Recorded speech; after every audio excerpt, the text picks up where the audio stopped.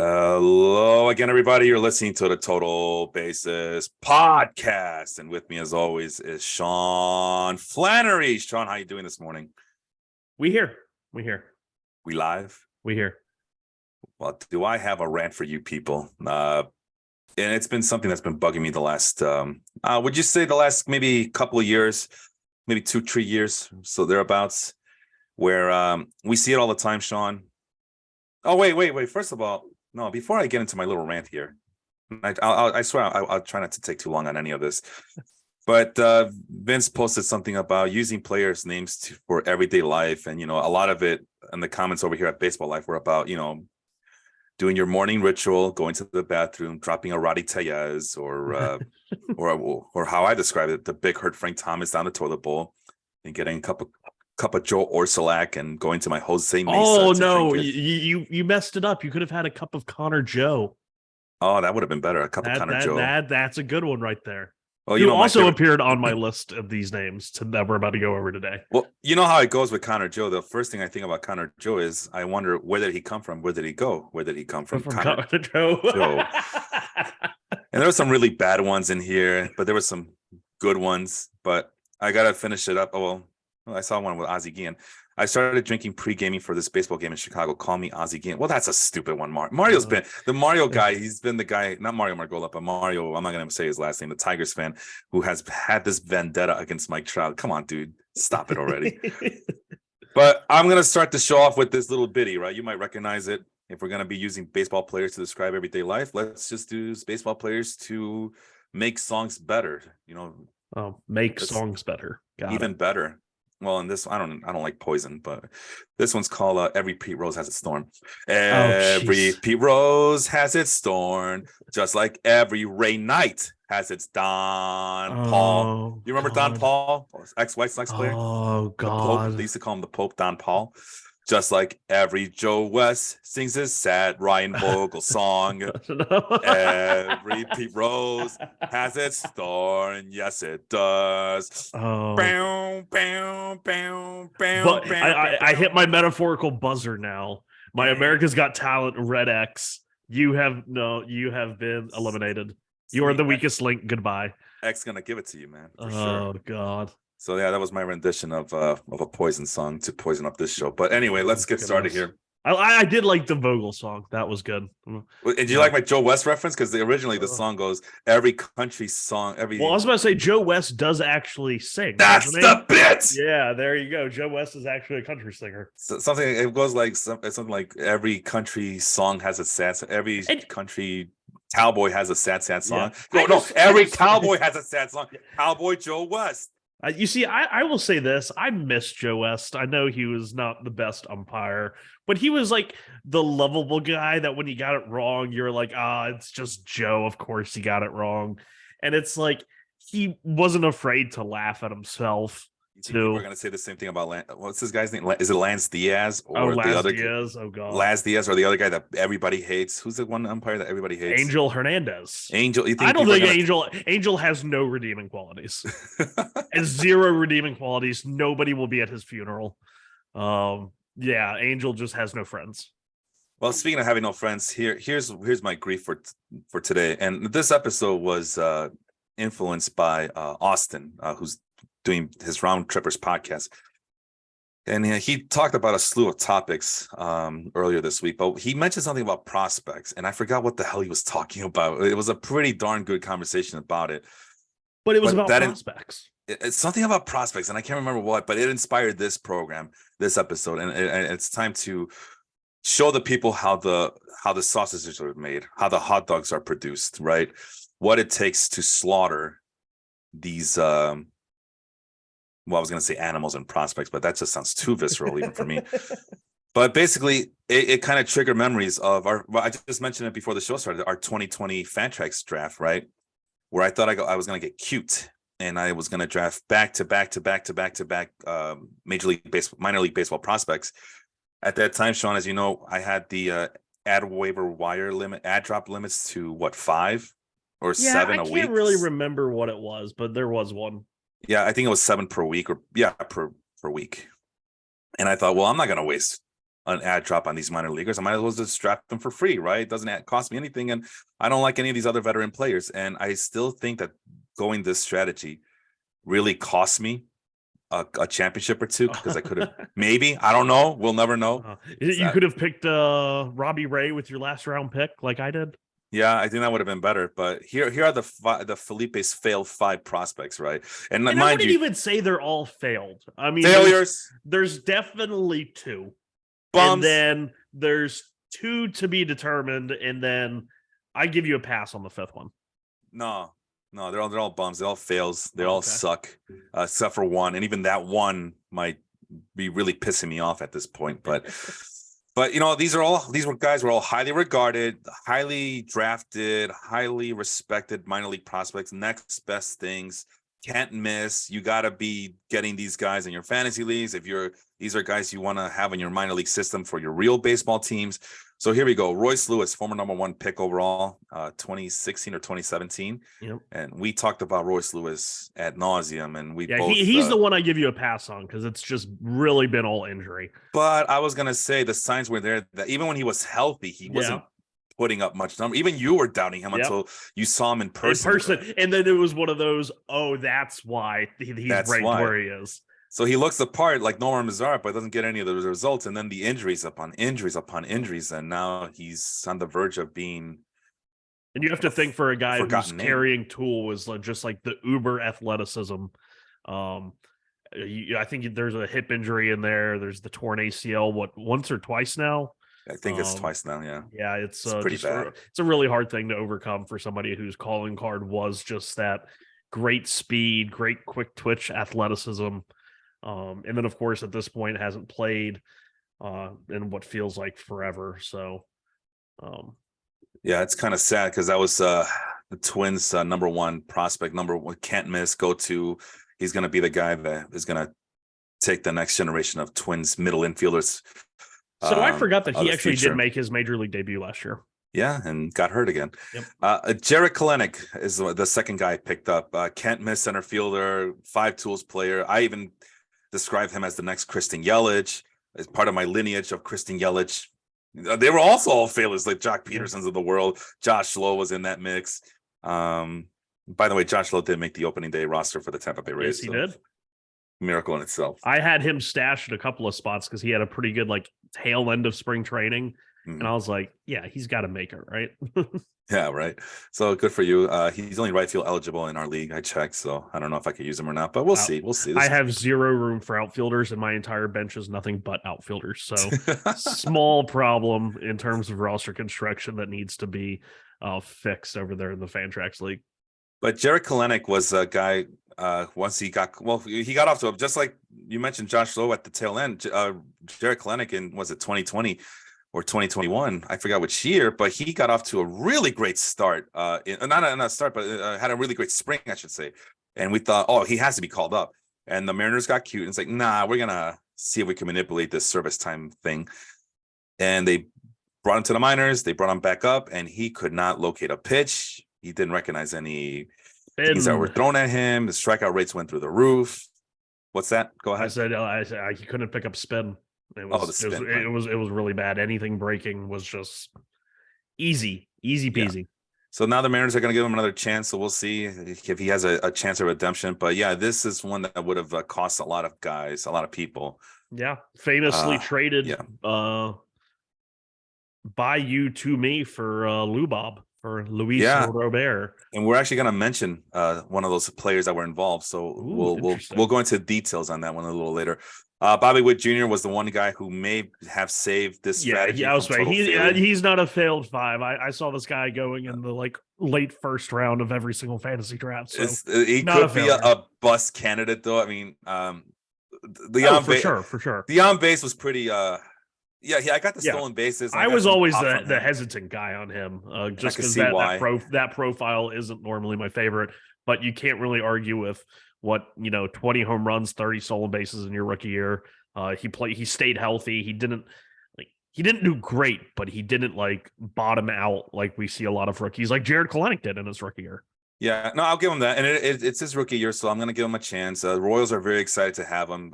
When he was really in like just absolutely slumping in the majors, the Royals were like, "No, you're gonna have to figure this out, kid. You're gonna have to figure this out in the majors because you're too damn good to be in the minors at this point. So come on, Yeah. let's go."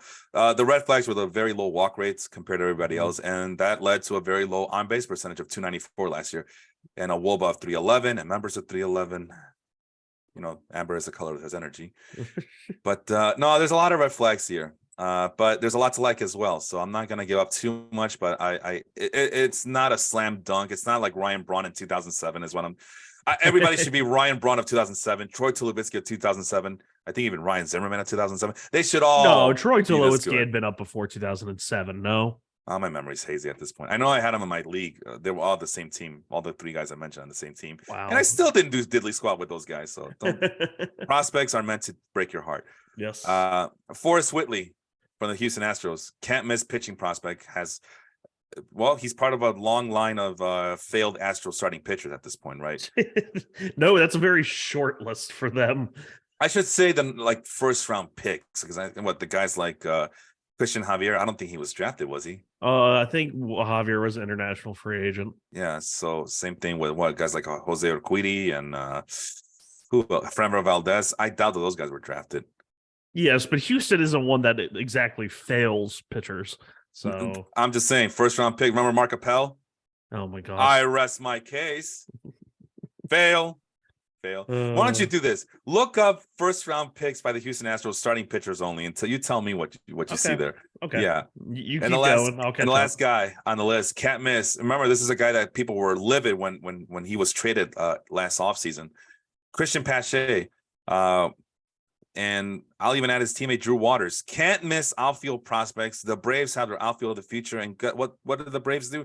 They were like, nah, that's okay. We're going to trust guys like Eddie Rosario, Jorge Soler, Adam Duvall to get us a championship. And we're more than fine to get rid of Christian Pache to the A's and Drew Waters to the Royals to bolster our major league roster, because that's what prospects are. They're just trade pieces. They're trade bait. That's all they are. They are useless. They can't be trusted. It's okay to trade your farm system for the now player, for the established veteran. Ask the Padres. They do it all the time, and they got Juan Soto out of it.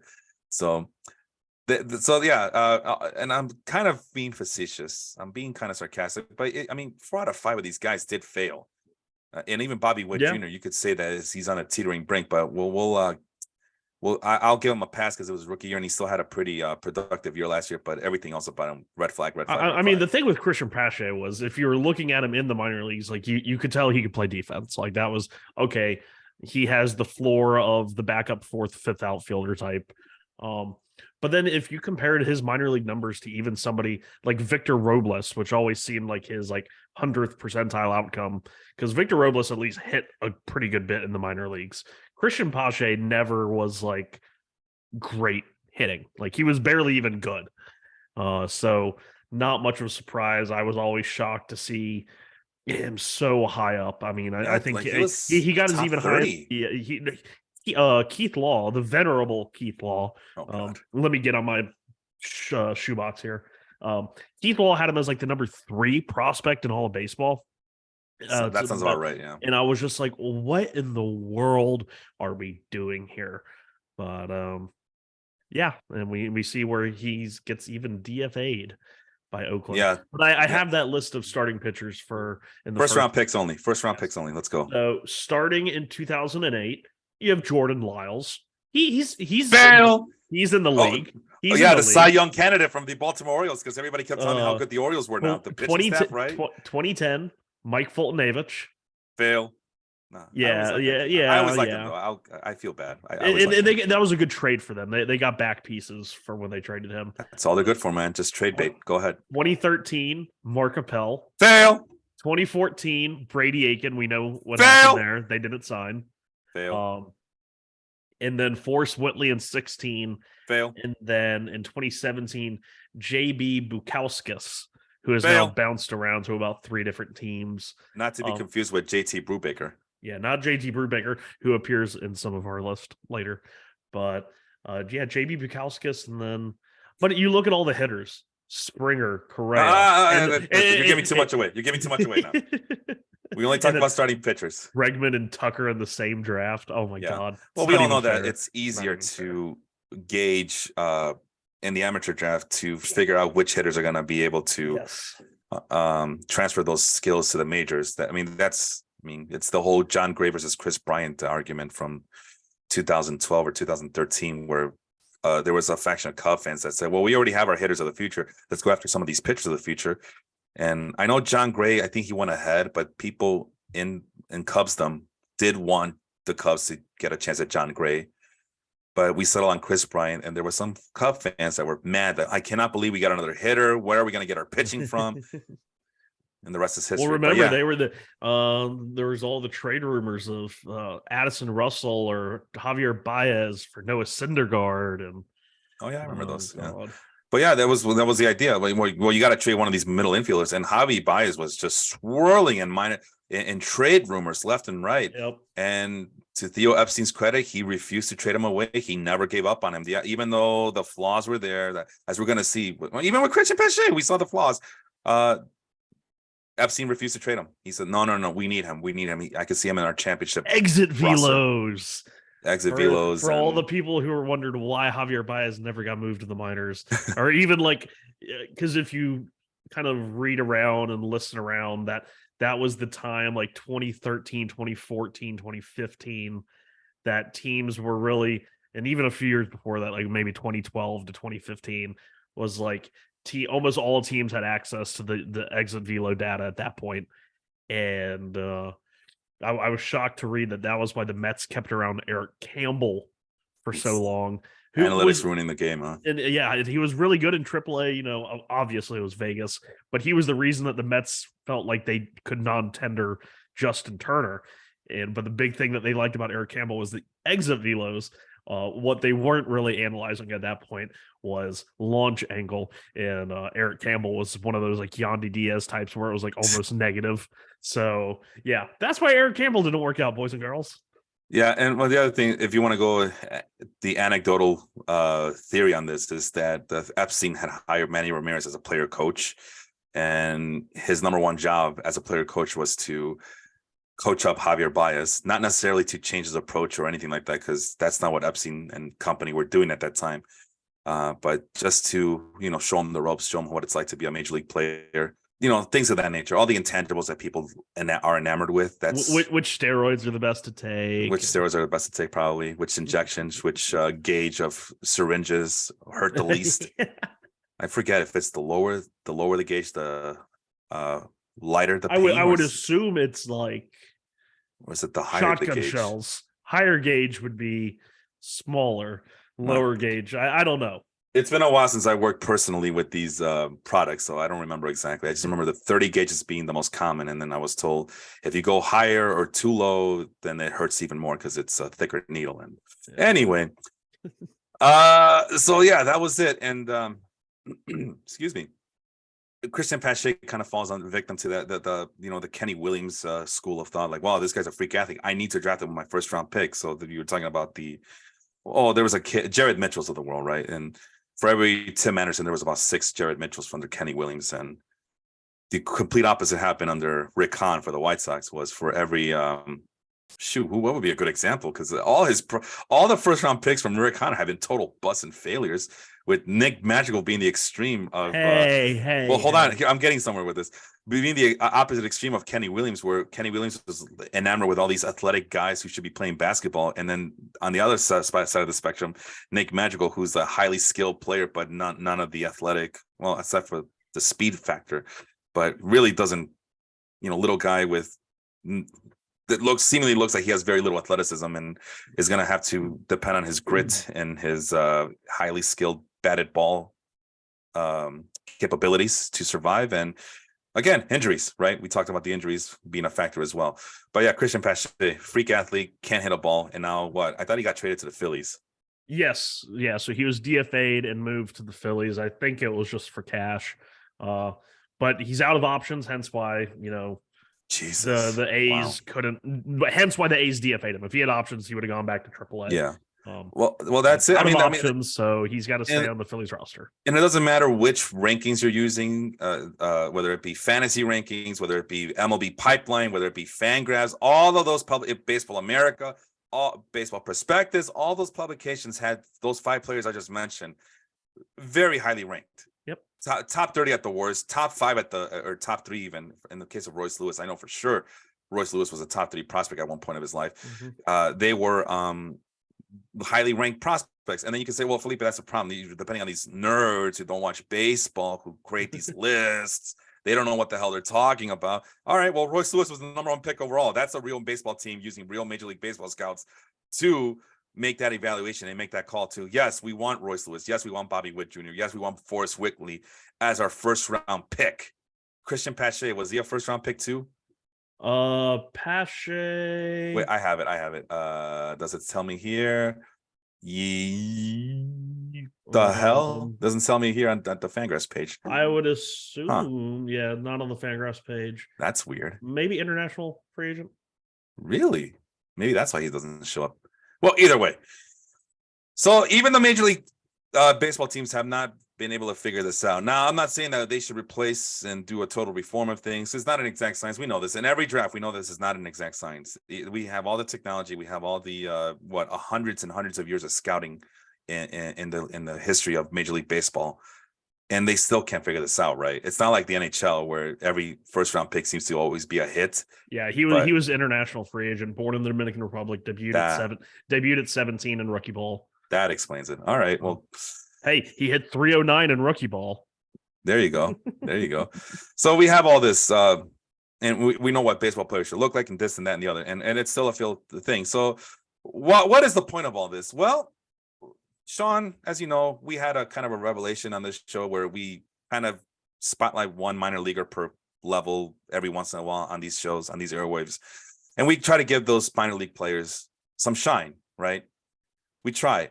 And I feel like over the last since we started back in 2020, the relaunch of this podcast in 2020, we have kind of evolved in our methodology to gauge what minor leaguers, at the very least, not sure if they'll pan out on the real team, but in terms of fantasy baseball, I feel like we have done a lot of changes into our methodology to make sure we select the right minor league players of the future to help our fantasy baseball teams. Would you agree with that much? Yes. In that respect. Yes. Okay. Yes. So I figured, well, let's take it back.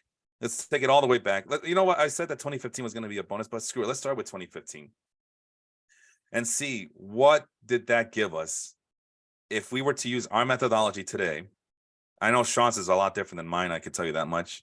And I'm hoping that by the end of the show, I can show you what I went through last year to find. I don't think we're that far off, but I'm seeing some of these names, man. I don't know. We have some slight differences. But we kind of went back and forth. So Sean will start out with the 2015 rookie ball season. And he has a picture for me, and I see that you had listed Freddie Peralta. So what was it about Freddie Peralta in 2015 that you liked back then? You're throwing me a curveball here because I was all set up for 2016 A-ball because 2015 Rookie League was set as our bonus round, but he flipped the order on me. But it's okay. We go back to 2015. And the first thing that I did looking at a lot of these names was try and pick out strikeouts and walks. Because you do have a lot of guys here that were getting a good amount of swings and misses. But you also have some that if you're having a 10% walk rate in rookie league, I'm very much concerned. So I was really looking at the strikeouts walk ratios, and Freddie Peralta, if you look at the top 5, he was 5th. He was also only 19 years old, second youngest in the top 5. And then some other names that came up that will be on later lists. But Freddie Peralta, I thought the main reason I picked him, and Anderson Espinoza, who was a huge pitching prospect at that time, later moved in the Yoan Moncada deal. Was it Yoan Moncada? Anderson Espinoza? I don't remember. Wait, no, because he was he was Boston. Sale? No. No, well, Chris Sale was the one. What, are you talking about Yoan Moncada going to the Red Sox or Yoan Moncada going to the White Sox? because I could swear Anderson Espinoza was part of that deal as well, but maybe I was wrong. But he was probably the highest rated prospect on this list. But Freddie Peralta obviously ended up becoming the best of the bunch. But the fun part about him here, this is 19-year-old Seattle Mariner prospect Freddie Peralta. For all the people that forgot that he was one of the many pieces moved by Wheeling Dealing Dipoto, who I think was in his first year's GM in 2015. Wow. I think. I don't think he took over till then. Okay. But yeah, he had the it was a 25.3 strikeout percentage minus walk percentage. Only walked 3% of batters, struck out nearly 30%. Didn't have an insanely and high BABIP. He had a 4 ERA, which might have been just some noise because he had one of the best FIPS and XFIPS out there. So it's why you can't just look at ERA or batting average or just straight up OPS in the minors, people. You got to look at the results behind it and the process that got you there. It's not always the end result in the minor leagues. I can't tell people that enough. It's not the end result that matters, especially in the lower minors. Yeah, and I found it very difficult to look for I guess like a good name, because it was a sea of just a bunch of, the way I saw it was just a sea of wild cards out there. Just a bunch of names that never actually panned out. And this is why I don't deal with Rookie League or Dominican Summer League prospects. I know there's a lot of people out there that do a lot of hard work to get that competitive edge in terms of scouting players like this. But I mean, rookie ball, like at least if it's stateside rookie ball, like, okay. And it depends on the age when they come over. But like the Dominican Summer League stuff, that's where it really starts getting like, oh God, like it's literally a lottery. Yeah, and I'm trying to kind of replicate what I did to find my guy, and I am having a hard time because that's the problem with me, is that it never I never do the same thing twice. It varies from search upon search, because what I do is I go on Fangraphs, their minor league leaderboards. You know what? Let's do this. Let's just go ahead and let's go ahead and do this right now and show off how the sausage is made. So can you see that I'm on the Fangraphs minor league leaderboards, right? Yes. So I got it down by batters. I went down to 200 plate appearances, 2015. Make sure I'm at the rookie level for all affiliated minor league players. And I was working on age has to be below 21 years old. Strikeout rate has to be below 25%. And I'm trying to figure out, what did I do to get to Taylor Ward? Because Taylor Ward's my guy here, and I can't remember what I did. But but like I said, it just varies, right? It's like you see these high walk percentages, right? 13, 12. So I guess I'll just stick with like 9 just to be on the safe side. So greater than, I want to look at guys who had a walk rate higher than 9, right? So it narrows it down. What about the Woba? Because you know how I love Woba. And we see some names, some familiar names. Like some names. Eisen, some names with arms and legs. That's been my favorite thing to do, is imitate Dave Wannstedt here. Ison Diaz is a familiar name. Esteban Florial, I know we know that name a lot. Lamonte Wade Jr. Another recently DFA former top prospect outfielder that was always hype and nothing more. But then we see Sam Hilliard, Trent Grisham, Vidal Brujan. So, but as you can see, Sean, they go up as high as 402. So I don't want to. But you know what? Let's just oatmeal, right? Hey, there's a lot of noise in the minor leagues. I know. That's why, but that's our job, right? Is to separate the noise from the real, right? So let's just, a nice safe number. Well, Woba is 350, right? And what about the WRC plus? Let's narrow this list down to WRC plus of 140 or higher. So WRC plus 140 or higher. So yeah, real secretive stuff that is being unleashed here, you guys. What about on base percentage, right? And I think the other problem here, Sean, is that I dropped it down to 200 plate appearances. Yeah. So now I'm getting a much variety of names here now. So I'm noticing one difference between me and you analyzing hitters here. Yeah. The one way that I eliminated as much noise as possible was I did a BABIP filter. I don't use BABIP. And that was just because I noticed that when we kind of advance a little further on here, the guys that did become really good major league hitters or consistent major league players, at least, they always seem to have like the more believable. Like even a high BABIP was like 350, but that was low considering a lot of these guys had 450, 400 plus BABIPs. So I did kind of try and mute out some of the noise, and I even did a max BABIP of like 375, 380 to try and get rid of some of these names. Well, let's do that then. Let's do. But by the way, Taylor Ward's not on this list, so yeah, I have no idea how I got Taylor Ward. I know he was in there somehow, but you messed up, kid. Well, yeah, like I said, no two searches are always the same. But if I were to eliminate the 73 or higher BABIPs, then that we would say goodbye to Trent Grisham, say goodbye to Esteban Florial, goodbye to Anderson Tejada, and goodbye to Eisen Diaz. So let's just do that then.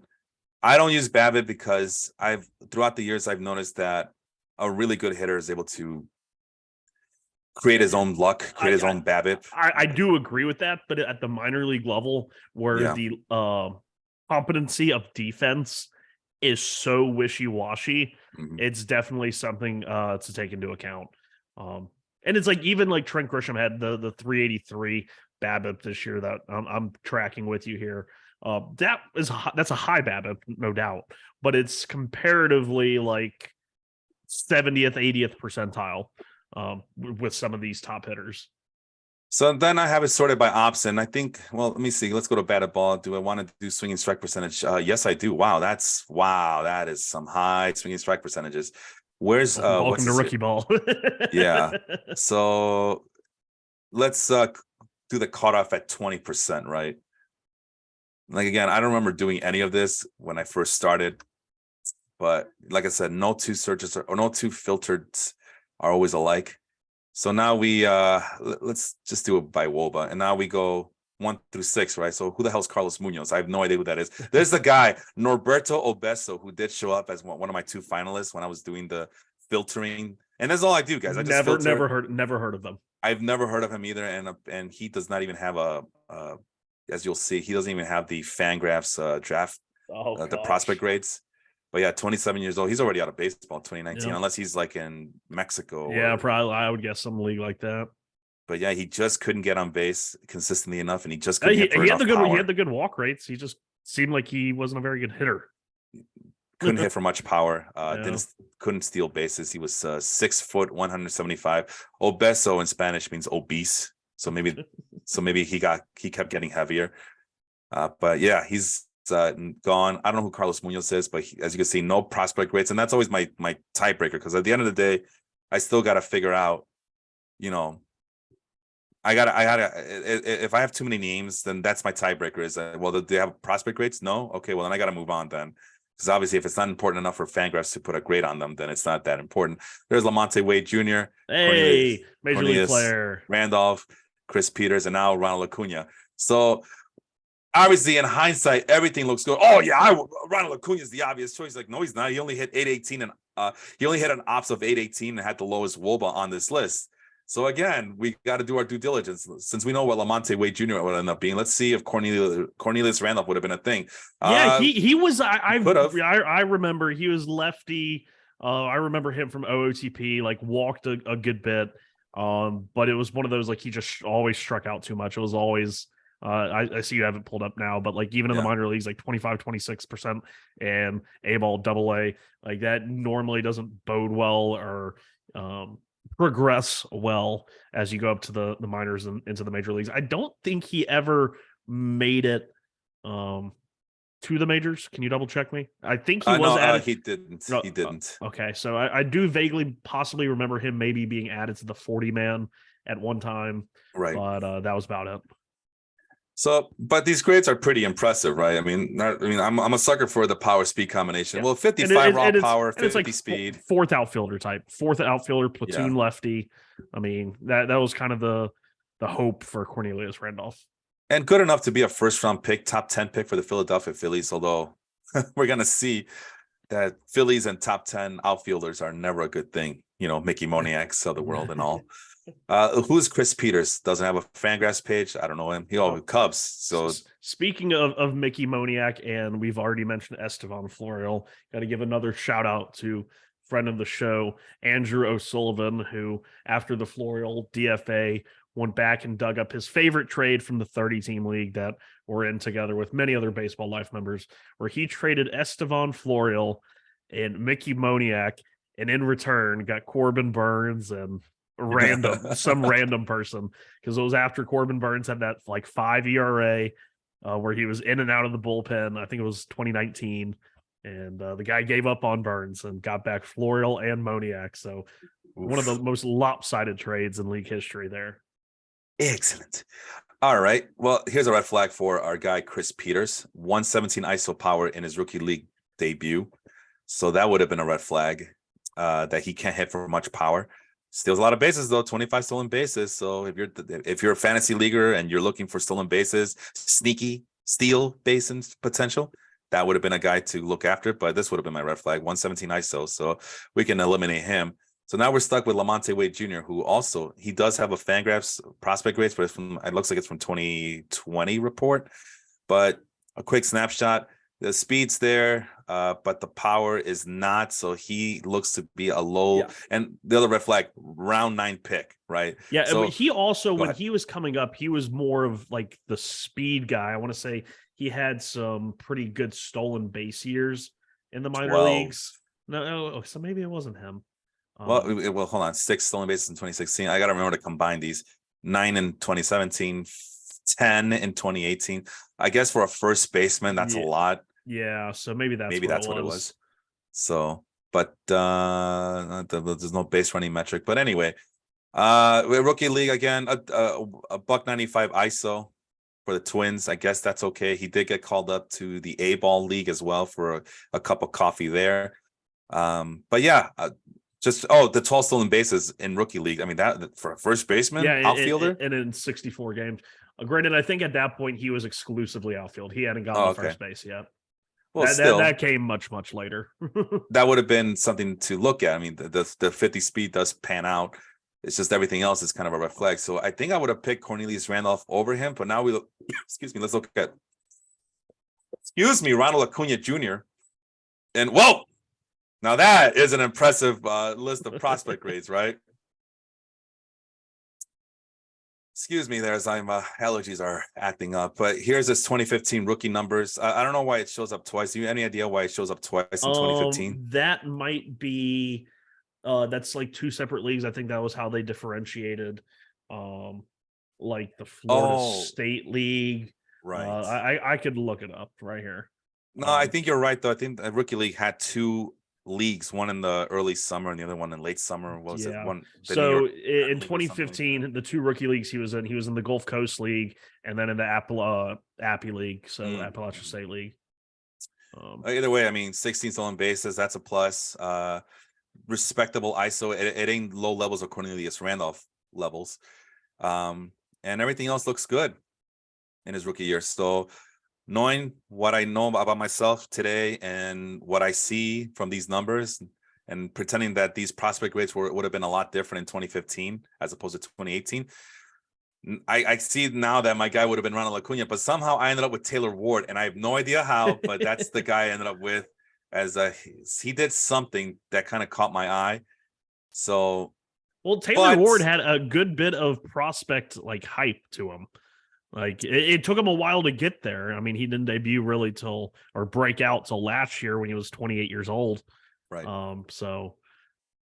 But here's his numbers. Yeah, the hit tool's definitely there. Again, this is 2018. We're looking at 2015 numbers, but just for the sake of argument, we'll just see that let's just say that the 2018 was somewhat remotely close to the 2015 prospect grade. If anything, these numbers would be lower than what they had been in 2015, because you can see that 30 out of 30 speed.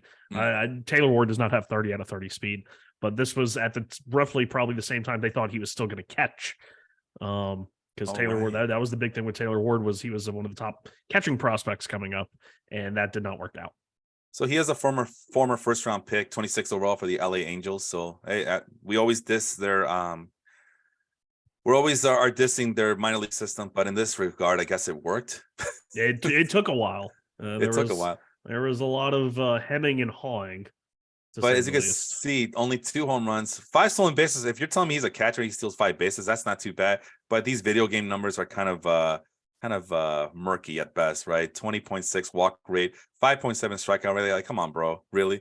But here's the red flag: 110 ISO power. We talked about the red flag with Cornelius Randolph, so that's Well, a you also concern have to there. realize that for a player like him, who Mhm. was college, I believe he went, to his reference page is saying Cal State, Okay. Fresno. I don't know how many years he was there, but when those college guys actually do get sent, yeah. So he was there for 2 years. No, oh, okay. So Fresno State. Oh, yeah, he was there, and then he went to rookie league.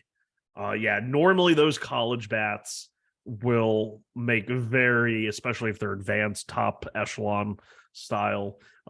They make rookie ball and even low A, or what used to be low A, look very silly. Michael Conforto did the same thing. Kyle Schwarber did the same thing. All normally guys that are top college bats, um, they'll go there just to get everything, the rust kicked off and whatnot. But usually they're up to high A pretty quickly.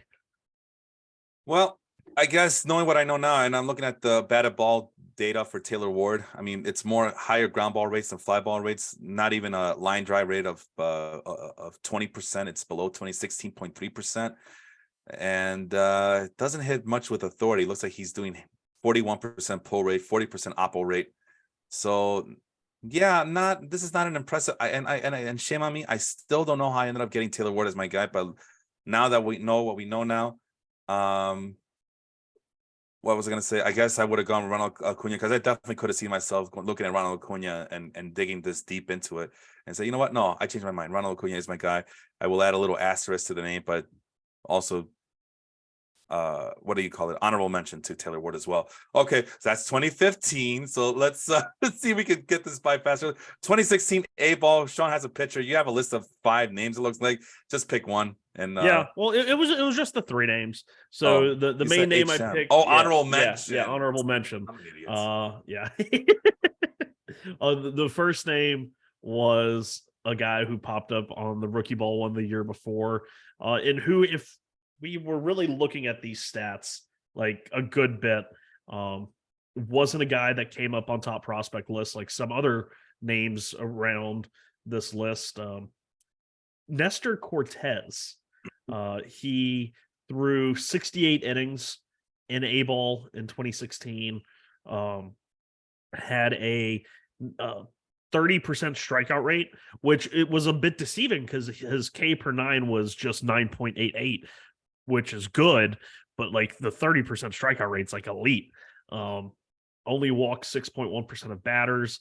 They hit 156 against him, albeit that did come with a 216 BABIP. But what have we noticed with Nestor Cortez throughout the years is that he is one of those guys that guys do seem to hit just a little bit less against him. And he had a 0.79 ERA.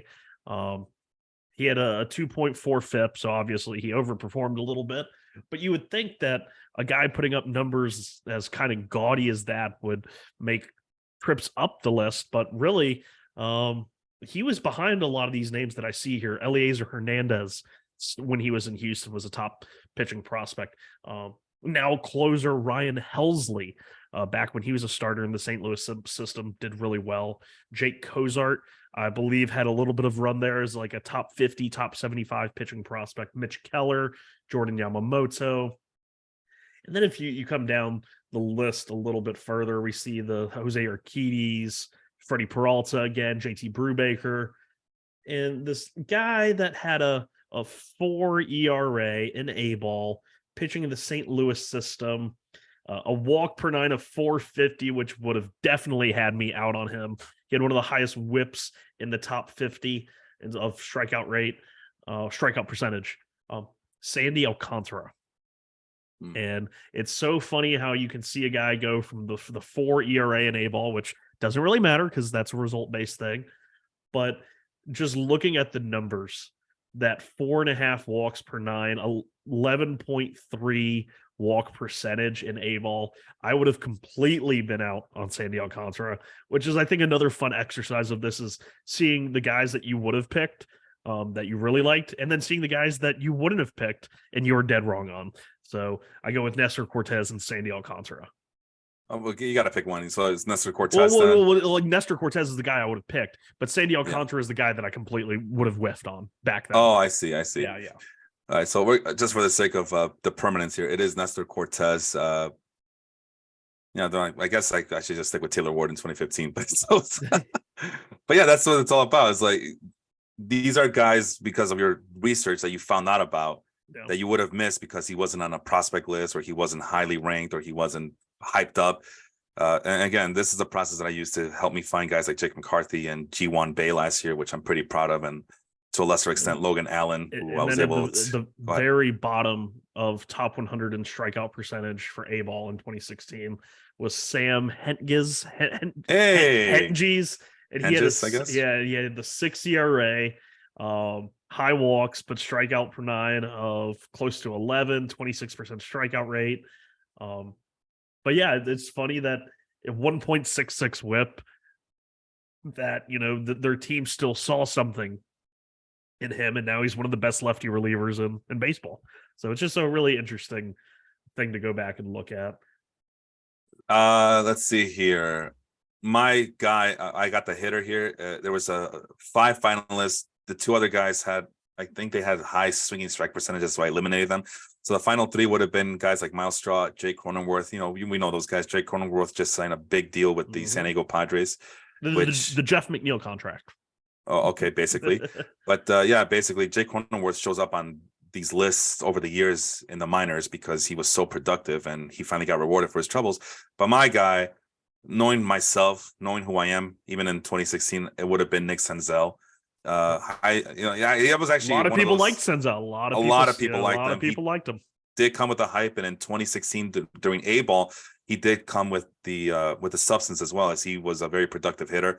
And Nick Senzel that's what I was talking about. So you and I had a trade where you were trying to use my White Sox fandom against me, and you said I will send you Luis Robert and Austin Martin. Austin Martin, former first-round pick, the most ready bat of his draft class. Remember that, Sean? Yes. And he was the guy. Now he's like fancy Nick Madrigal. That's exactly it. So he's like fancy feast Nick Madrigal. So there's a Christian Pache on one side of the spectrum, the freak athlete, the guy who can do no wrong, the attributes, the physical attributes and all that. And then you get Austin Martin, who's the polished hitter, can't miss, but swings skilled. A toothpick. But yeah, it's he carries a little stick. He's like you mentioned, Nick Madrigal light, although he might be a little bit bigger than Nick Madrigal. Yeah, he's definitely, everyone's bigger than Nick Madrigal. And again, first round pick, right? So he comes with the hype, but none of the production. I mean, there's a reason why the Blue Jays gave up on him and on Simeon Woods Richardson for Jose Barrios, which in retrospect doesn't look too bad of a deal for the Blue Jays after all, because those 2 guys haven't done anything for the Twins. The Twins aren't even thinking of bringing those guys up. We saw Joe Ryan. Joe Ryan's good.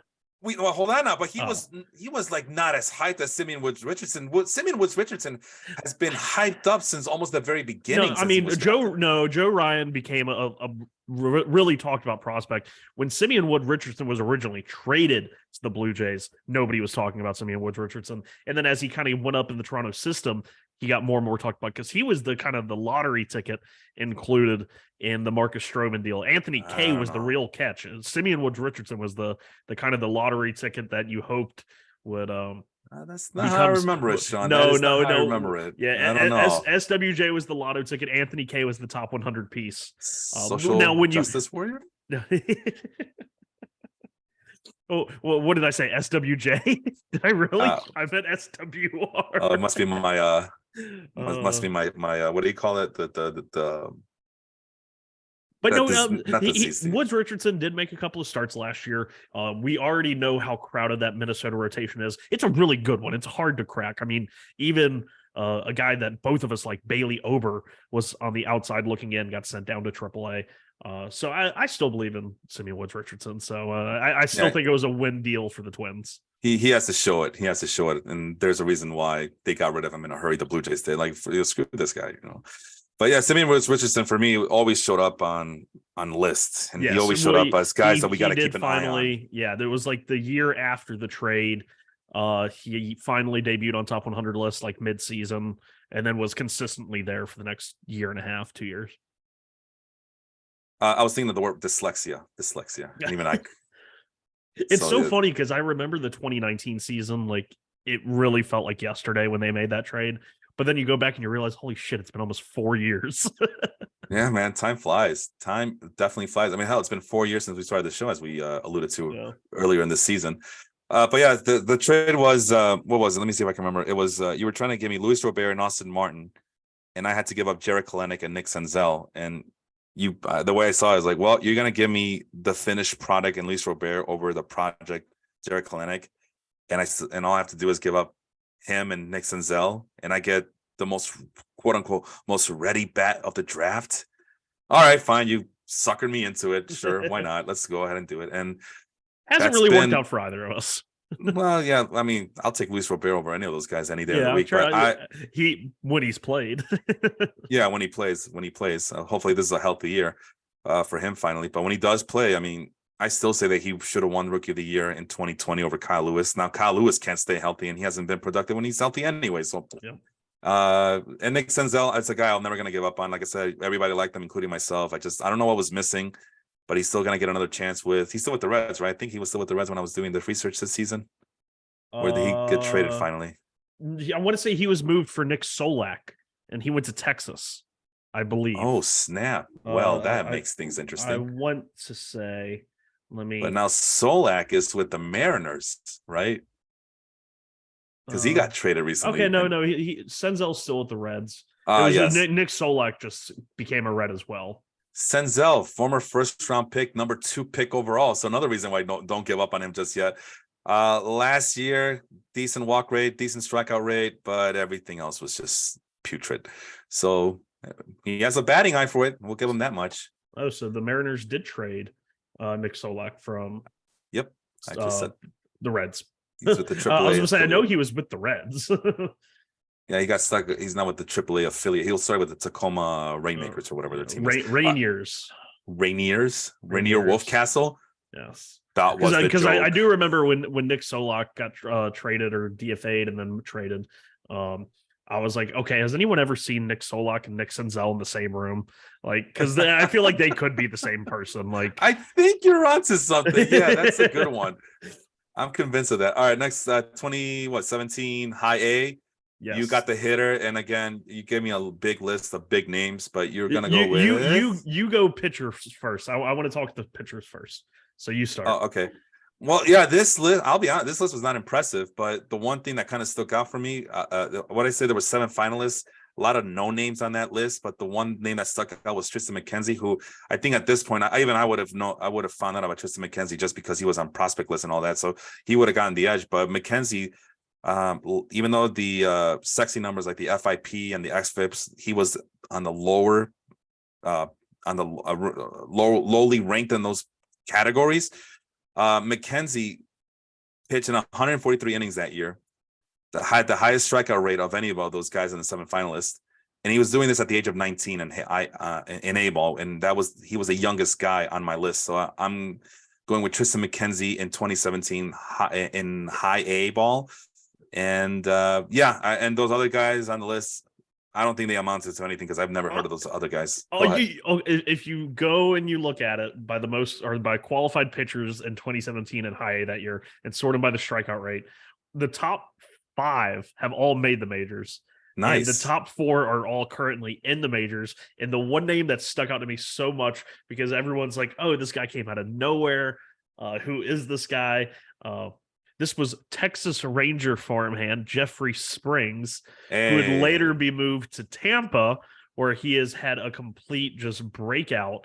And that year he had very equal numbers to Tristan McKenzie, who was the top prospect. So once again, like the guy that was overlooked, possibly unfairly, he was 24 in high A ball. That's always like a kind of a red flag, but yeah, Jeffrey Springs. I thought that was a really interesting name because I was like, I remember when he came up, like he wasn't very good. He had that one, like I think the pandemic year in Boston, and then he went to Tampa. And the last 2 years for Tampa, he's just been, really good. How old was he? He was, it would have been 24 in 2017 in A-ball. Yeah, he So definitely would have missed my cutoff point. Yeah. yeah, and then the other two were Caleb Ferguson and Dane Dunning, both major league pitchers. But yeah, Jeffrey Springs was the really fun name. I when I saw him there, I was like, oh wow, like he was good in the minors, and it just never worked out. He was relief pitcher in Texas and Boston, and even his first year in Tampa was out of the bullpen, and then he kind of became the swing guy, the quintessential follower Mhm. for the Rays. Had a 2.5 ERA last year, 3-win season, and signed a nice little healthy extension, I believe. Yeah, 4 years, $31 million contract for 30-year-old pitcher Jeffrey Springs. Thought that was a fun story when he popped up on the list. I was like, that's because I was looking at him even for the ones that you were going to pick, and I wanted to see what the list looked like. So So that for was a the fun ages, one. there is a cutoff for me. Yeah, 25 or younger for AAA, 24 or younger for AA, 23 or younger for high A, 22 or younger for A ball, and 21 or younger Oh, in rookie league. So that's the you're way I do it. you're ageist. You're ageist. I mean, if you're 27 years old in AAA, what the hell? I mean, yeah, Hey, Jacob DeGrom was 26 years old in AAA. I guess I would have missed out on him. Oh man, oh Yeah. no. But I found some. No. I was able to find Spencer Strider just fine. That's fine. Uh, your hitter. Well, before I'll just mention your honorable mentions: Randy Arozarena, who's now Mr. Mexico, Yeah. and Garrett Hampson, who I remember fondly as well, coming up the Rockies farm system back in the day. So, but you are going with Pete Alonso. Yes, I want to make sure I have the right list in front of me. Um, because for some reason I'm not seeing Alonso on my list, which shouldn't be right. Um, 2017 high A, right? What I say, Yeah, 2017 high A ball. 2017. Yeah. I don't know what I did. Maybe he didn't qualify, right? Or let me bring it down to 250 at bats. Like, oh, so I don't feel so bad. Well, no, yeah, no. There's like some of them because I realized that like if they get promoted like halfway through, sometimes they don't always qualify. Or if they got called up late in the season, they don't always qualify at that level.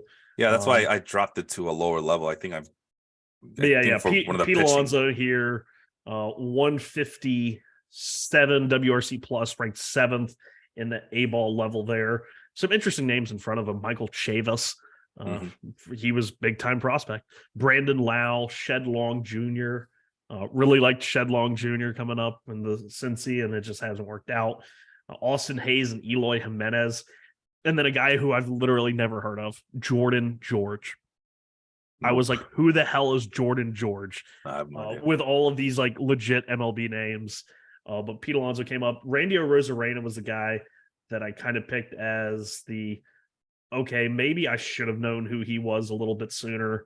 But definitely, I probably would have been out on him because of the 4.4% walk rate. Yeah. Not like we know, not my favorite style of hitter. But Pete Alonso having that 157 WRC plus and by far the lowest BABIP of the group at 314 made me think, okay, it's not too noisy.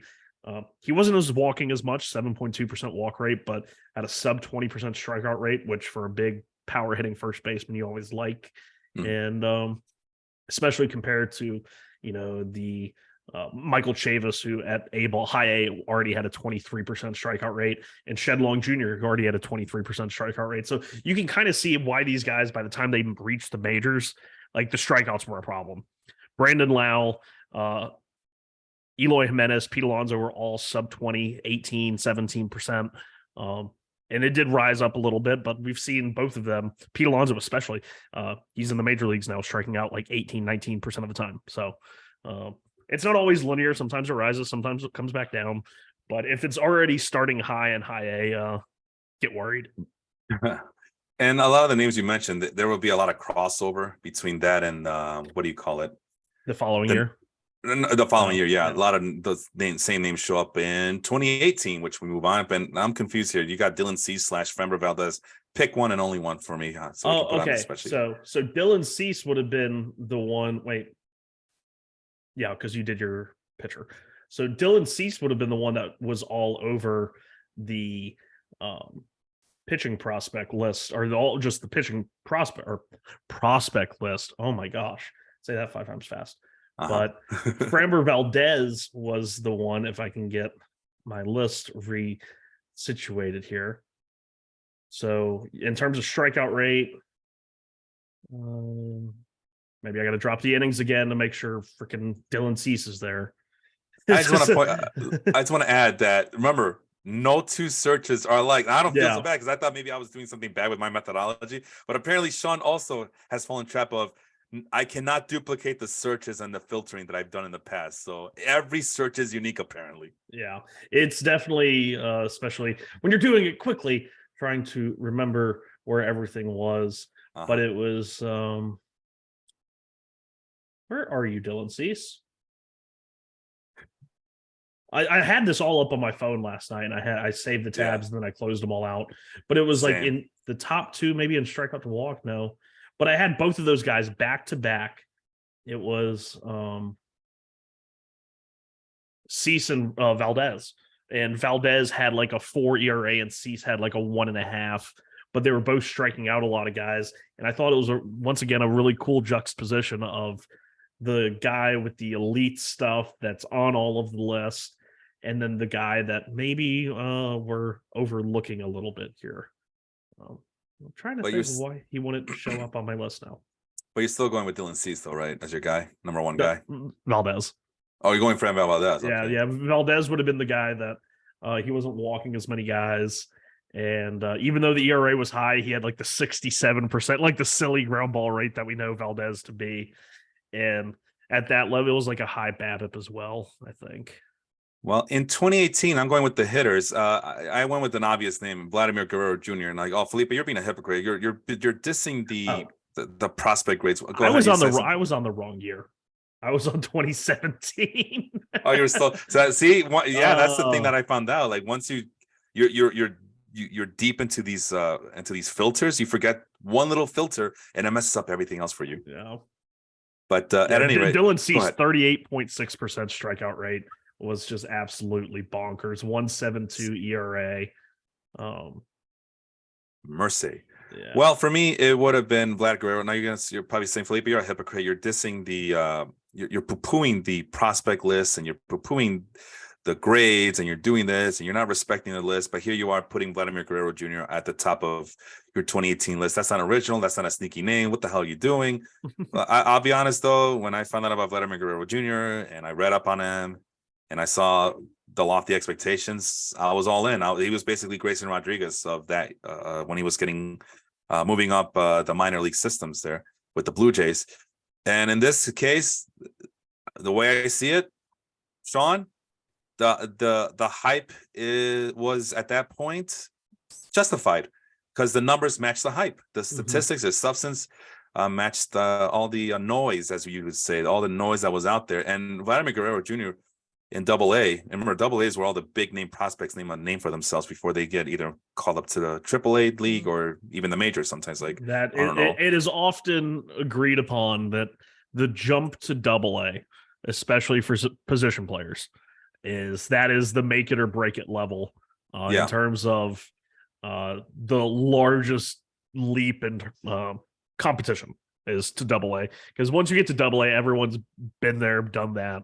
They have 4 years of college and a year and a half or 2 years of minor league ball underneath them, or they've been in a major league system for 6 years, or 5 years, 4 years. And ask the Braves, they're all for it, man. Michael Harris II came up from AA immediately, and so did Vaughn Grisham last year. So this could be it. You never know, right? You never know. Just because someone's in AA doesn't mean that they're never going to get called up to the majors anytime soon. So, all right. So I'll among the 8 finalists, when I was doing the filters, it was guys like Nate Lowe, Pete Alonso. I told you there was going to be crossover here, and Eloy Jimenez, and also Brandon Lau. That's like the 3rd or 4th time we mentioned Brandon Lau on this podcast. He was a stud in the minor leagues. Yeah, and it was like him and Nate Lowe coming up. I think there was a little bit of overlap with them as well in AA, where Montgomery just kind of mashed everybody. So, and of course it was Lowe and Lau on the same team, so we made it nice and confusing. And just to confirm, Montgomery, you mean the Biscuits? Montgomery Biscuits. Yes, yeah. I don't know if you were talking about Jordan Montgomery, Mike Montgomery, Mark Montgomery, Jeff Montgomery. So Vladimir Guerrero had a 203 WRC plus, and I think that the thing that stuck out to me and why I picked Guerrero over those other established names, he was doing this at the age of 19 years old. So again, that's the second time where I look at a teenager dominating. Tristan McKenzie was the first guy. Now Vladimir Guerrero Jr. is the second guy on this list. dominating the league. As I mean, for lack of a, I mean, yeah, 203 WRC plus, you're dominating. You're doing, what is that? 100 times better than the league average hitter, and right? Is that how it works? Yes. So there you go, Vlad Guerrero Jr. And now he's on my baseball life league, and I couldn't be happier. Although I definitely need to see some gaudy numbers this year if I'm going to win a championship. Is he going to be one of those players where it's like the every other year? But like Shut up. We don't do that here. The every other year, like it's not a bad year, but it's like not. It's above average MVP, above average MVP. Oh my god, what is he, Paul Konerko? That would be so frustrating as a like owner and a fan. Like, that would make me go crazy. Well, this is our final year doing keepers, so it's all or nothing now. Let's go to AAA, and this is where we're gonna finish our minor league stop in 2019. AAA, and I see you got Nathaniel Lowe. Yes. Like I said, we've already talked about him like numerous times throughout this episode, just like Brandon Lau. But why Nate Lowe at AAA and not earlier? You see, I thought this was the interesting. Well, I don't think the way that we had it alternating back and forth, I didn't see him on any of my other list. Interesting. I saw him a lot. But I also, this was the last year that it was like a full season in the minors. I want to say he got called up at the end of 2019, and he did put in a good performance. But I also think that what he did in 2019, and of course in the COVID year in 20, that kind of maybe gave Tampa a little bit of pause and why they might have been willing to trade him. But it's just so crazy when you look at these numbers from that year: 17, almost 18% walk rate, 20% strikeout rate, 929 OPS, OBP over 420. The BABIP was believable at like a 340 after batting 290, compared to some of these that are like 382 or 428 for 30-year-old David Freitas, who had a 154 WRC plus in 2019. So it's kind of, I ignored those. But yeah, Nathaniel Lowe, and if I remember correctly, in 2019, he actually hit lefties very well. And then he got called up to the majors, and I think did okay. And then 2020, he just couldn't touch a lefty. And then they traded him, and they got back the young catching prospect. And of course, there were more pieces to that trade behind the scenes. Of course, they were expecting big things from Yandy Diaz and other players of that like. So they felt Nathaniel Lowe was expendable. And obviously, I think if Tampa could have that one back, they probably would. Yeah, because now they're scrambling for first baseman. They haven't been able. I mean, they have a bunch, and then Kyle Manzardo, top prospect in their system. Yeah, but now they got to start over with another prospect when Nate Lowe was right there for them. But first base, you know how it is. These analytics are ruining everything. That first base is not as valued as it used to be before, as we found out this morning from Rob Manfred, right? So that was a 6-player trade. There were a lot of moving pieces there. Well, might as well. Who were the players? Let's go. The Rays got back with Selvis Basabe and Heriberto Hernandez. Those were the two like big prospects. Oof. I think they might have been both top 100. Heriberto was like a top 100 catcher, so you don't have many of those usually. But his catching days are already done, just because he flamed out, Heriberto, if I remember correctly. So, wow. All right, when we're gonna finish with this one, obviously, not a sneaky name, it's someone that you guys have never heard of before, but my pitcher, and let me tell you, this list of the 10 finalists included guys like Chris Flexen, Dylan Cease, again, crossover, Mitch Keller, we know who Mitch Keller is, and John Schreiber. Why did John Schreiber show up here? Because I had dropped it down to 50 innings pitched because I felt a little... How old would he have been at that level? Well, I feel like John Schreiber's old. 25 or younger for me, man, AAA. So 25 or younger. Or I don't know, maybe I forgot to, like we've talked about, maybe I forgot to add the filter that I'm supposed to. But let's see, John Schreiber, just to double check, he got called up in 2019. So, but yeah, he's 29 years old now. So what, in 2019, March 5th is his birthday.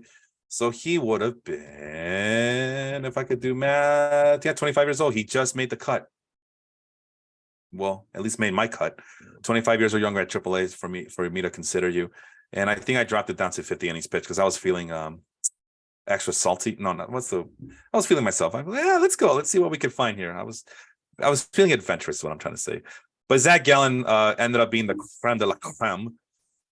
Of the 10 finalists, he led those 10 starting or not starting, sorry, those 10 pitchers in walk per strikeout ratio, strikeout percentage, the whip, ERA, and batting average against. Well, that is the thing that I'm thinking of. You did say you dropped it to 50 innings. Something like that, or maybe because even 70 around he the got area. promoted in 2019. He was on the Gallen? major league. Yes, he was on the major league roster. I think by May or even June, because that was the same year that he would then be flipped to Arizona for Jazz Chisholm. Interesting. Yeah, because very interesting. He had a really like insanely hot start in the minors. They called him up, had 2 really good months, and then got traded. Because that was the one I remember when the Miami scout came to see Jazz Chisholm play in Montgomery, and I was like, holy shit. And he was like, yeah, we feel like we have a lot of pitching that we could deal from. And I was like, this trade, I'm like just thinking over in my head. I was like, neither of these teams, like, it doesn't make sense. And like Arizona to be trading what was one of their top prospects at the time. I'm like, why would they do that? And then when the trade happened, I was like, oh. Well, I mean, there's a reason why I decided to drop it down, right? Because like I kind of thought it was going to be Sandy Alcantara, honestly. Well, like when they kept talking about it, I thought Alcantara was going to be the move there. Well, I dropped it down because I realized, it makes sense. If you and I are doing these shows, we're probably usually the first episode for the minor league spotlight would have been around May or June of the year. Yeah. So give them Zach Gallen, couple months. Yeah, give these guys 60 days to kind of establish themselves, and then we kind of spotlight to see which of these players we like so far in the season. So Zach Gallen definitely would have appeared, but if we're going to do it at the end of the year, then he's not going to appear, and we would have missed out. But then you got the backup would have been like Dylan Cease, Mitch Keller, John Schreiber. That's not a bad list to be a part of there. No. So yeah, all this to say that what we learned is, the prospect rates are nice, the prospect lists are okay. I think the problem is that too many people, for me, the problem is that too many people use it as Bible. Well, this is a 10th prospect. What the hell are they doing? Christian Pache, that's the number 1, and Shea Langolier is number 2 best prospect for the Braves. Their farm system is depleted. They're ruining their future, and they're trading away. And you're getting Matt Olson, who's already 30 years old. What about the children? What are you doing? What about the children? And what do the Braves do? Yeah, we got a guy named Michael Harris II who's better, and we got a Vaughn Grisham who's also good. We'll be fine. And then our catchers, we're just gonna go next year. We're gonna pry Sean Murphy away. But in the meantime, we still got a Travis d'Arnaud. And our bullpen is killer. And suddenly our starting pitchers are just coming out of the woodwork. And guys that everybody gave up on are finally doing well. And we got a Spencer Strider. So no, we're doing fine. We're getting rid of the guys that we don't want. We're suckering people into believing that these prospects are higher, better than they should be. And the joke's on everybody else because we're still the Braves and we're making baseball 1990s again. So there you go. So that's what I learned. And as we're talking, Sean, I'm trying to see what would have been the final numbers for AAA in terms of finding those prospects, right? Yeah. So I'm a little distracted. But while we try to finish up the show today, any last thoughts from you about this subject matter? Prospects. They will tear at your heart. Tearing out your heart. Well, not just that, but they will blind you. I mean, we see it all the time. Like, what are you doing, trading our future away? Why, like the Padres and the Nationals from last year, right? You traded away 5 young guys, and now the Padres have nobody in the farm system. Yeah, this is the same Padres team that started a 16-year-old in spring training. Now you would say that, well, the reason they had to do that was because they depleted their farm system. I would say, wow, really that like is a deep system. That is a deep system where it's not a deep system. Well, hold on. That's not what I meant to say. But they really like, like him. They really like that's him. what I meant to say. Is like, wow, they like this guy so much that they're gonna give a 16-year-old who probably doesn't even have a driver's license yet to start at catcher. And not a steep system. No, that's the wrong thing, because I've seen their farm system this past season. It's pretty brutal. Not great, Bob. But they do have a couple of guys who are teenagers, who are in the lower levels of the system that are coming up, and there are intriguing names. There's a guy that kind of escapes me, but we'll probably bring him up later on in the year. I'm pretty sure his name's going to show up. So, and then most importantly, Sean, they got Juan Soto out of the deal, right? Yeah. And Josh Bell as a rental, but still Juan Soto. It's Juan Soto. I think the concern with fans there is if you don't sign Soto. I mean, you still got 2.5 years of Soto, but if you don't sign him. Granted, I've been saying this for like a year now, But I could see San Diego, this breaks bad, and it just Soto gets dealt, Hader gets dealt, everyone but like basically Machado, Bogarts, and whoever, I guess Cronenworth now, Tatis dealt. I could just see him just completely stocking the farm again. Well, this is AJ Preller. He's done this before. He's blown up his farm to bring in the pieces, and then he blew it up to bring pieces back in. So this is kind of the MO. So just calm down, see what he does, see what happens. Yeah, and that goes with any team, like any team who fawns over their prospects. Like we've seen Yankee fans, oh, you can't trade away these prospects. You can't do it. All right, well then have fun finishing second and third place every year then to the Houston Astros as you see your newfound rival. Well, even though your old rival, the Boston Red Sox, have won more championships. Why? Because they take more risks. Let's just call it for what it is, right? I mean, that was also what's his name? How did Dombrowski won him a World Series? Yes, but what did it cost to get there? I mean, he just obliterated. He obliterated their farm system. He obliterated it. Obliterated it. Flags fly forever. There are teams looking at the Miami Marlins, wondering how the hell they got 2 championships and we got nothing. Texas Rangers, San Diego Padres. That's what it's all about, man. At the end of the day, the flags fly forever. You get to display those championships and those trophy cases. This could be the year for Texas. This could be the year. I might be jumping the horse here, proverbial horse, but hey, you know what they are blowing out Philly. They are blowing them out. You know what the problem with Texas is, though? What? They have a Houston problem. They have a problem. It's the Astros. Astros are taking it to a very surprisingly good White Sox team that's putting up some fight against them, but they're still finding ways to beat them.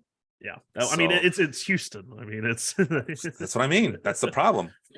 That is the problem. Anyway, last batch of prospects. So this would have been. I'm sharing my screen, Sean. Can you see my screen yet? No. Okay. Oops. There we go. Share the screen. So last one of the night, batters. I dropped it down to 240 innings, plate appearances. Sorry. I think I could even go lower if I really want to get cute here, but 240 is still a good number. 2022, AAA, all affiliated teams, right? Some of these guys are ranked and prospect lists. Other guys are not, or at least not as highly ranked. But the fact of the matter is, I mean, these are still who's who of prospects and prospects that we've talked about numerous times. Let me make this bigger. And there's Will Benson. We talked about him already as someone that for the Guardians to look out for. Again, sorry, I forgot to mention these are the filters. Has to be below age 25. Strikeout percentage less than 25%. Walk rate above 8%. WOBA above 375 and swinging strike percentage below 10%. Just to narrow down the list from 400 people to 7.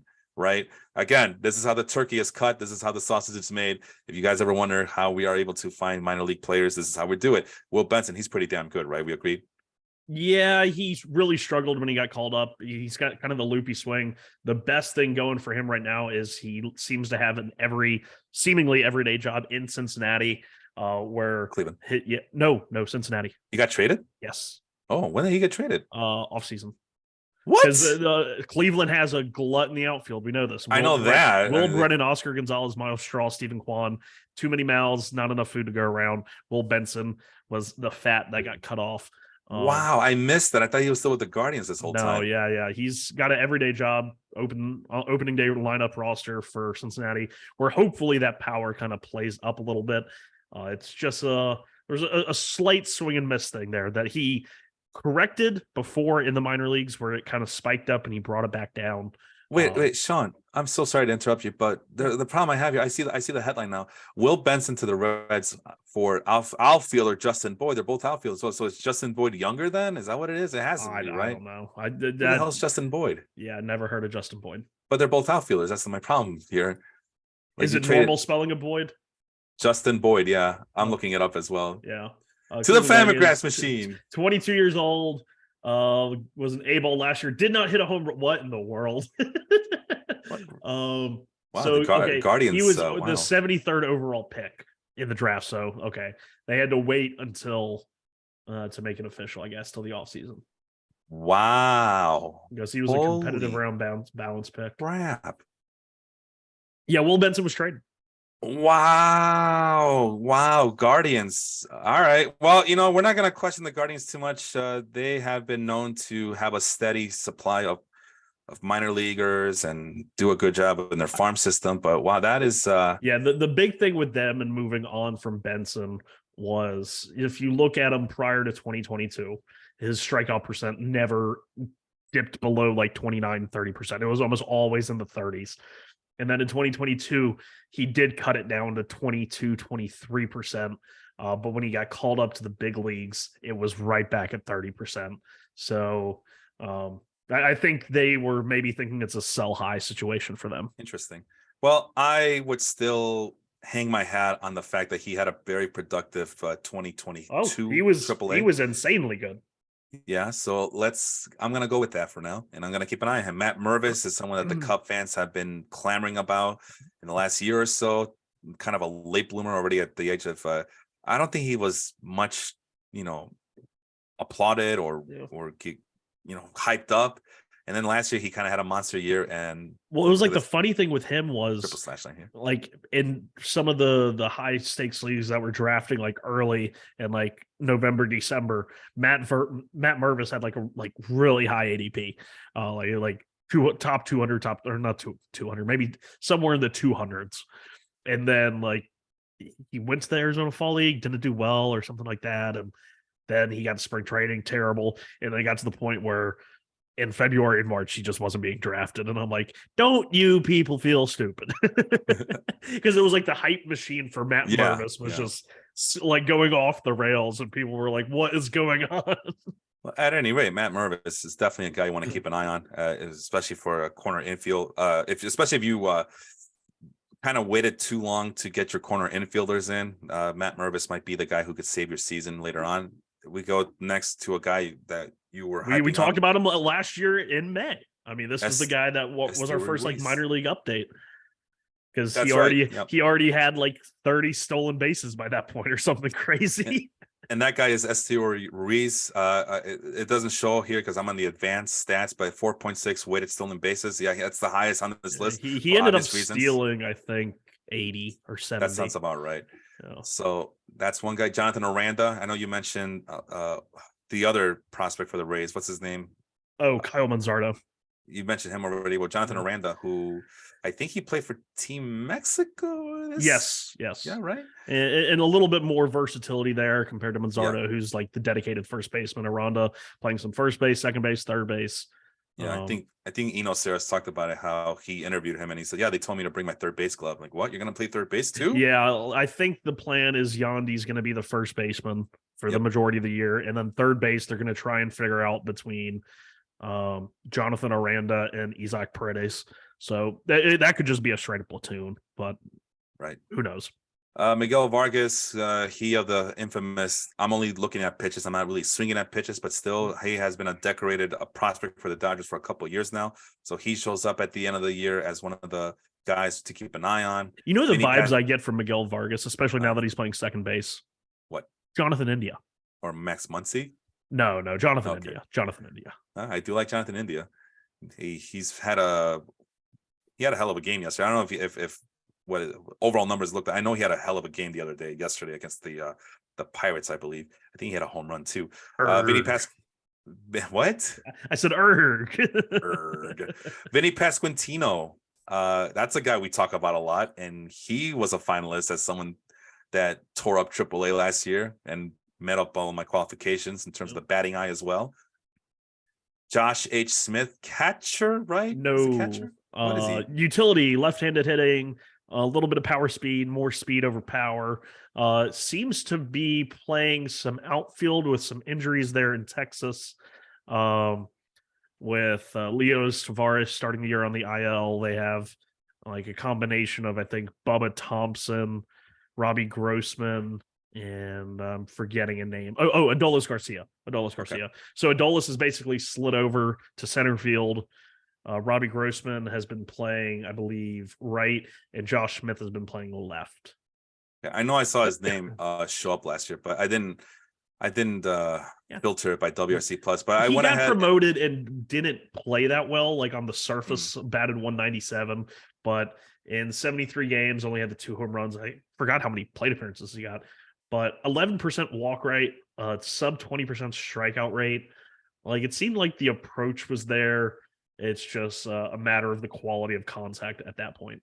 And really quick, I went ahead and dropped it to 90 plate appearances just for giggles. And there's Kerry Carpenter. We know who he is, but I'm not, excited to talk about him anyway. Jake McCarthy, I think that's how I got him, and that's why I don't see him anywhere. He must have only gotten very minimal at bats at AAA before the Diamondbacks decided to call him up. Let me see here. 165 plate appearances. Wow. Okay. I thought he played more than that last year at AAA, but I guess not. The No. Diamondbacks. He was on the bench a lot too till like the end of the year. Like he was like their fourth outfielder.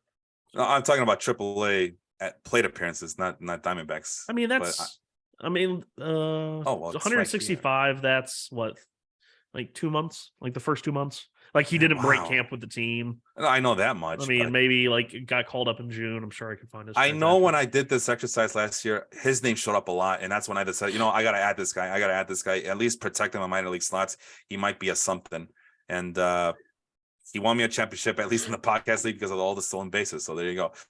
Sal Frelick is a guy. His teammate got called up. Joey Wiemer. But Sal Frelick is also a highly touted prospect for the Brewers, so he had a good AAA last year. So keep an eye on him. Like Sal Frelick. Terran Vavra got called up, and we talked about him on an isolated podcast. So Jonathan Aranda, we already talked about. Akil Baddoo, bounce back candidate, maybe? No. All right, let's move on.